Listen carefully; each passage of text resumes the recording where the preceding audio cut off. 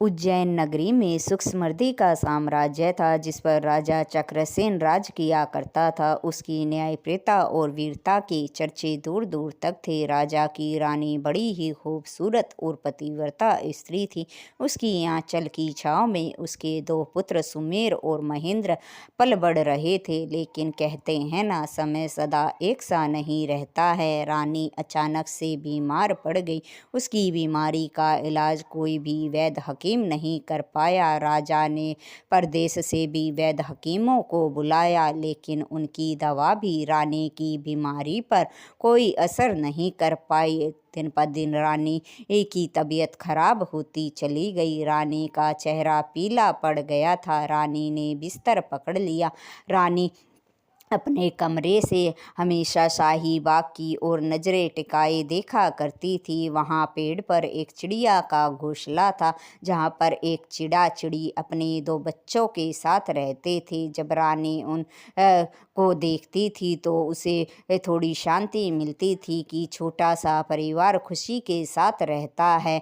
वह हर समय उस ओर देखा करती थी। एक दिन रानी ने देखा कि अचानक से चिड़िया मर गई। फिर चिड़िया ने कुछ समय के बाद दूसरी चिड़िया ले आया। दूसरी चिड़िया जो थी, जब वह घोंसले में आई और दोनों बच्चों को देखा तो वह अजीब सा बर्ताव उनके साथ करती थी। यह रानी देखती थी। एक दिन चिड़ा जब घोंसले से दाना चुगने बाहर गया था, तभी नई चिड़िया ने मौका देखकर चोंच मारकर दोनों छोटे बच्चों को घोंसले से नीचे गिरा दिया और दोनों मर गए। ये सब देखकर रानी का दिल दहल गया। वह सोचने लगी, ये सब क्या हो रहा है? क्या मेरे साथ भी ऐसा ही होने वाला है? क्या मेरा जीवन भी समाप्त होने वाला है? अगर मैं मर गई तो मेरे बच्चों का क्या होगा? और अगर राजा ने दूसरी रानी से ले आए तो वह मेरे बच्चों के साथ कैसा व्यवहार करेगी? क्या वह उन्हें मुझ जैसा लाड़ प्यार देगी, या फिर इस चिड़िया के साथ मेरे बच्चों का भी वही हाल करेगी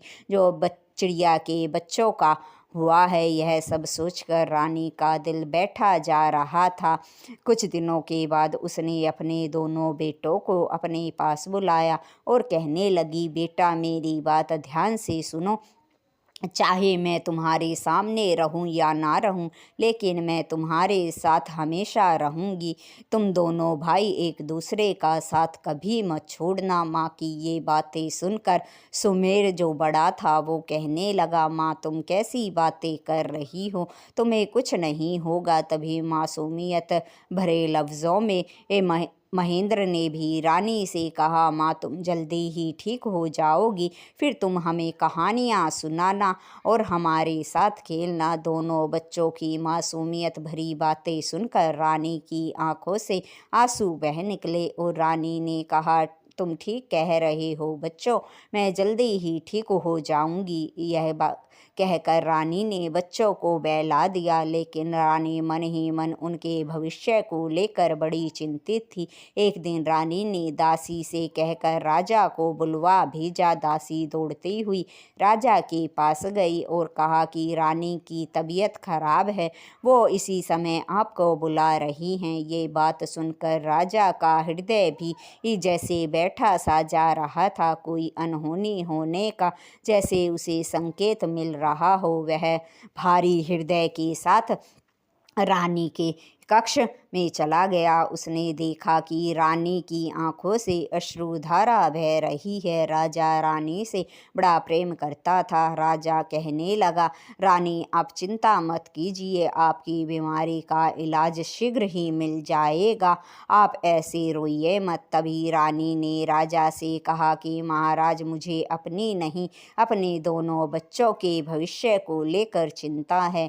मेरे मरने के बाद मेरे बच्चों का क्या होगा, यही सोचकर मैं चिंतित हूँ। तभी रानी ने चिड़ाचिड़ी वाली सारी कहानी राजा को भी बताई और कहने लगी, मैं नहीं चाहती कि जो चिड़िया के बच्चों के साथ हुआ वो मेरे बच्चों के साथ भी हो, इसलिए आप मुझे वचन दीजिए कि आप मेरे मरने के बाद दूसरी रानी नहीं लाएंगे। रानी की ये बातें सुनकर राजा ने कहा, मैं आपको वचन देता हूँ, मैं दूसरी शादी नहीं करूँगा।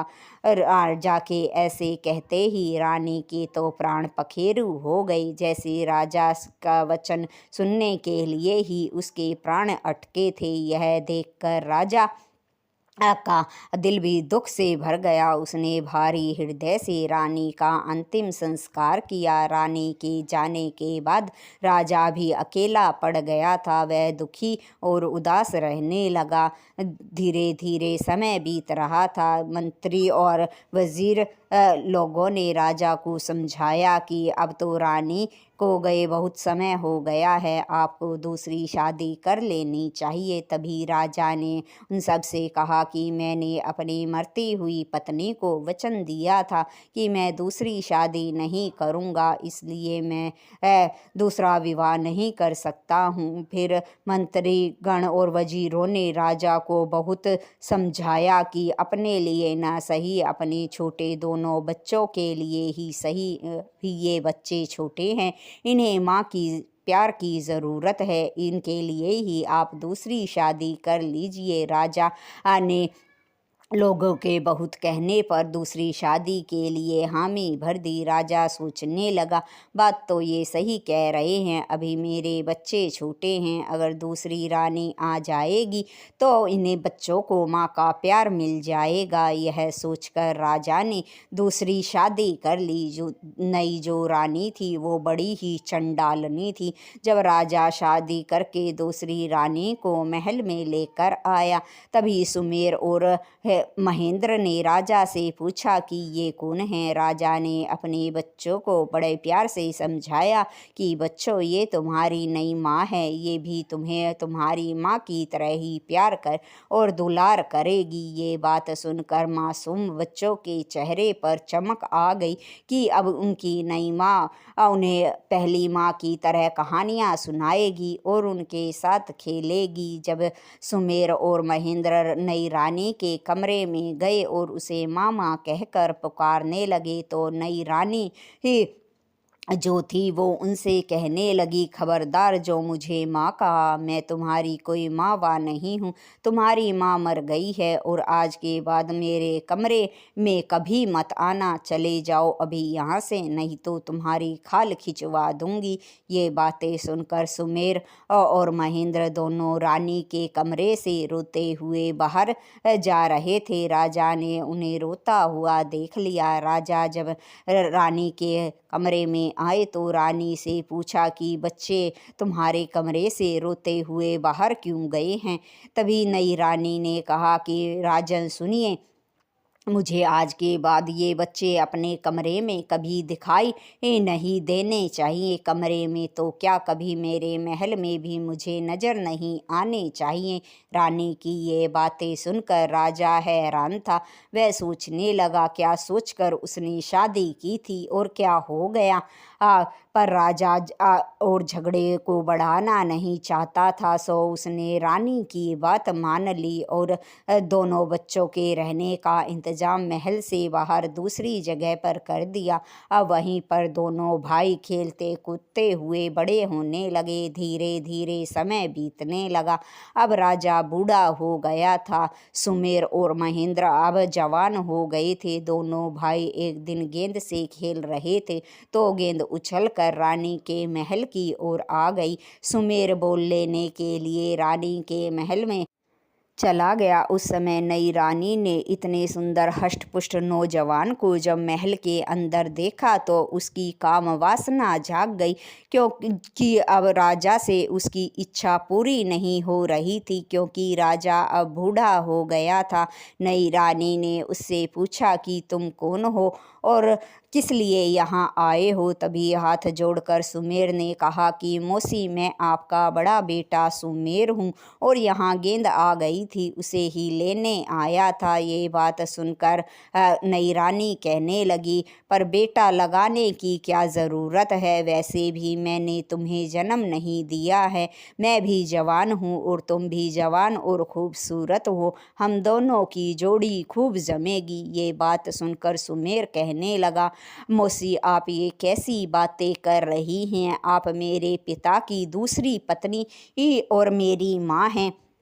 तभी रानी ने कहा, किस राजा की बात कर रहे हो, वो बूढ़ा खुसट अब मेरे जीवन में कोई महत्व नहीं रखता है, अगर कोई महत्व रखता है तो वो तुम हो, तुम्हारा और मेरा साथ खूब निभेगा। ये बातें सुनकर सुमेर को बड़ा गुस्सा आया और कहने लगा, मौसी कैसी बातें कर रही हो, आप मेरी सगी माँ नहीं हैं, परम मौसी तो हैं। आपका और मेरा माँ बेटे का रिश्ता है, क्यों माँ बेटे के रिश्ते को कलंकित कर रही हैं। सुमेर की ये बातें सुनकर रानी को क्रोध तो बहुत आया, लेकिन कुछ सोचकर रानी ने अपने गुस्से को दबा लिया। सुमेर बोल लेकर वहाँ से चला गया। रानी अपने कमरे के अंदर गई और अपने कपड़े फाड़ लिए और कमरे का सारा सामान इधर उधर बिखेर दिया और ज़ोर ज़ोर से रोने लगी। उसके रोने की आवाज़ सुनकर राजा वहाँ आया और रानी से पूछने लगा, क्या हुआ रानी, आपकी ये हालत कैसे हुई और आप क्यों रो रही हैं, आपके कपड़े कैसे फट गए। तभी नई रानी ने अपना त्रिया चरित्र दिखाया और राजा से कहा कि महाराज मुझे तो बताते हुए भी शर्म आ रही है, जो आपके बड़े बेटे ने मेरे साथ किया। यह बात सुनकर राजा कहने लगा, क्या बात हो गई, मुझे तो बताओ। तभी नई रानी ने कहा कि महाराज आपके बड़े बेटे सुमेर ने मेरे साथ ज़बरदस्ती करने की कोशिश की। जब मैंने उसे मना किया तो उसने मेरे कपड़े फाड़ दिए। ये बातें सुनकर राजा कहने लगा, ऐसा सुमेर कभी नहीं कर सकता है। अब रानी ने और ज़्यादा दमदार आवाज़ में राजा से ये कहना शुरू किया कि महाराज मैं सच कह रही हूँ, आपके बेटे सुमेर ने ही मेरे साथ ज़बरदस्ती करने की कोशिश की है। अब की बार राजा की ने रानी की बात को मान लिया और फिर राजा ने गुस्से में आकर एक फरमान जारी कर दिया कि सुमेर जब भी इस पत्र को पढ़े उसी समय महल को छोड़कर निकल जाए।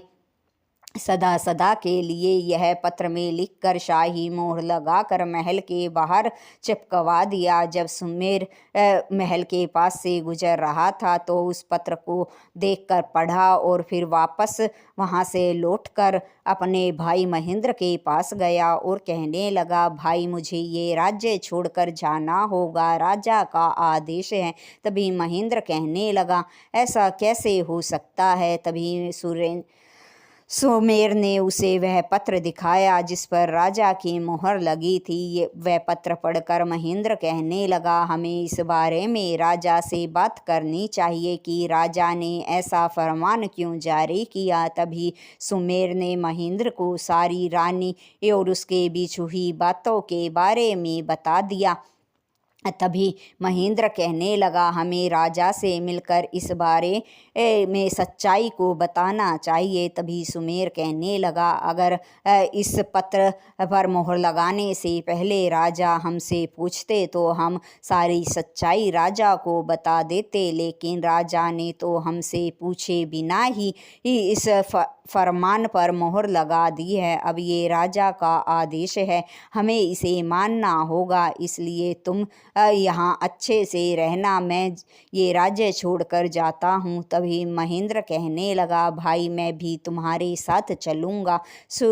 सुमेर ने कहा कि तुम मेरे साथ कहाँ दर दर की ठोकरें खाओगे, मेरा कोई ठिकाना नहीं है इस राज्य से बाहर निकलने के बाद। तभी महेंद्र ने कहा, भाई जो आज तुम्हारे साथ हुआ है वो कल मेरे साथ भी तो हो सकता है, और तुम्हें माँ की कही बात तो याद है ना कि हम दोनों भाइयों को हमेशा साथ रहना होगा। तभी सुमेर ने कहा, तो ठीक है, तुम भी मेरे साथ चलो। दोनों भाई राज्य को छोड़कर दूसरे राज्य की ओर चल पड़े। चलते चलते वे एक घने जंगल में पहुंच गए। भूखे प्यासे थे, थक भी गए थे। एक पेड़ के नीचे लेट गए, आंख लग गई। तभी वहां पर एक काला सर्प आया। उसने महेंद्र को डस लिया। डसकर जब सर्प जा रहा था तो उसकी रेंगने की आवाज़ से सुमेर की आंख खुल गई। उसने सर्प को जाते हुए देखा और देखा कि महेंद्र का शरीर नीला पड़ गया है,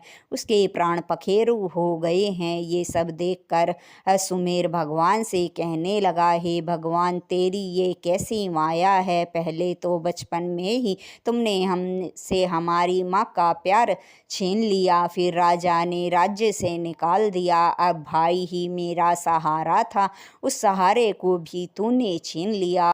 यह कहते हुए वह बड़ा दुखी था। फिर उसने सोचा कि भाई के लिए कफन तो ले आता हूँ। यह सोचकर वह जंगल से दूसरे राज्य की ओर कफन लेने चल पड़ा। जिस राज्य की ओर वह जा रहा था उसी दिन उस राज्य के राजा का निधन हो गया था और राजा का कोई उत्तराधिकारी नहीं था। इसलिए वजीर मंत्रियों ने मिलकर फैसला किया था कि जो भी राजा के जनाजे को ले जाते समय उसके सामने व्यक्ति आएगा, उसी को अगला राजा बना दिया जाएगा। राजा का जनाजा लेकर जब लोग जा रहे थे तो सुमेर बेसुध सा चला जा रहा था। इस बात से बेखबर वह राजा के जनाजे के सामने आ गया और लोगों ने उसे ही राजा मान लिया।